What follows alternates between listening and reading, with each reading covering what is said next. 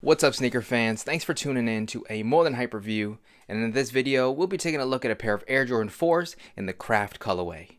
These originally released on February 11th, but don't worry, at least for right now, resale on these is not very high, maybe $30 or $40 above retail, which for a Jordan 4 is not bad. I was actually really surprised by that, especially because of how nice these are. All of the different sections have been cut up and put back together, giving these a really unique look. But with all that said, let's just get right into the review, starting with the packaging. As you can see, the Craft 4s come in the updated Jordan 4 box, and for every release so far, these boxes have been color-coded to what the colorway of the shoe inside is. So on these, just like the shoes, the majority of the box is in this photon dust gray color, and then we have our pale vanilla Jumpman.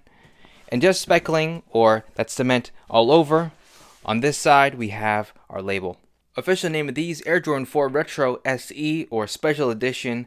Official colors, Photon Dust and Pale Vanilla. Far as sizing goes, on Jordan 4s, I like to go up a half size. My true size is 8.5. I got a 9 here, and I like the fit. Retail price of these, $210. That about does it for the label. Now, let's take a look at the shoes. Pale Vanilla on the inside, and then we do have our cement paper. But then here are the shoes. You can tell that there was a lot of thought put into these, but let's get both pairs out and take a closer look.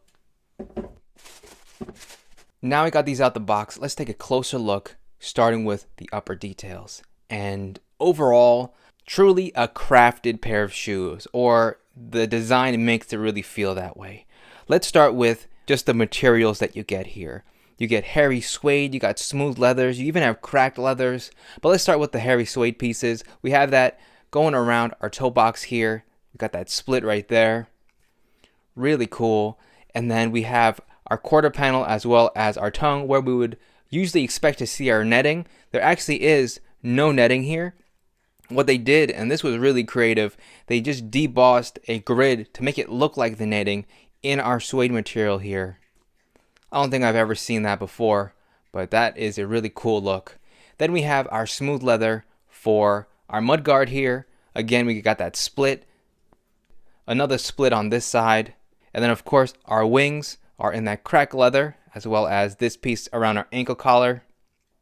And then we have one bonus little patch of suede here on the ankle collar as well, which I think is a very nice touch.